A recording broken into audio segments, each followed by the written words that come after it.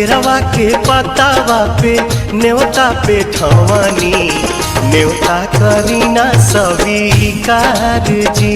हाँ लिहिनाया रख मोर आदित्य गोसाइया परती के सुन ली पुकार जी।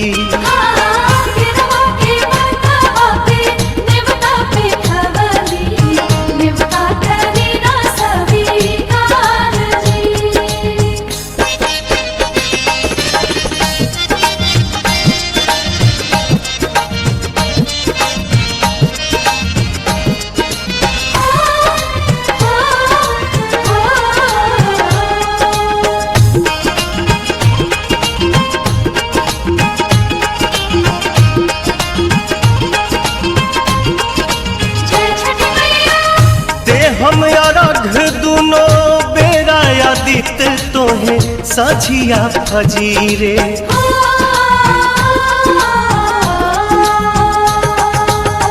दूसरा अरघ देके मानव आशीष आके गंगा के तीरे। दिन के सहैया रौवे रोग हरैया जी रौवे से जग में जोर जी। हाँ केरवा के पतावा पे न्योता पे ठवानी न्योता करीना स्वीकार जी।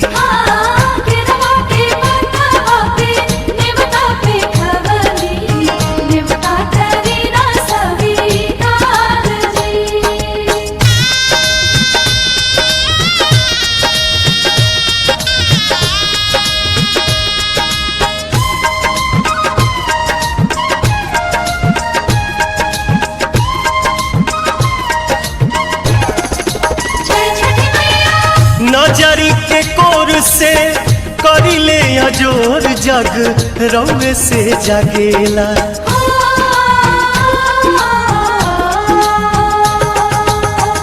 रौवे से रात होला रौवे से दिन काल चक्र चलेला।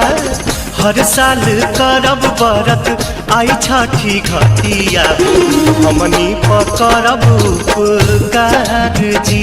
हाँ लिहिनाया रघ मोर आदित्य गोसाइया परती के सुन ली पुकार जी।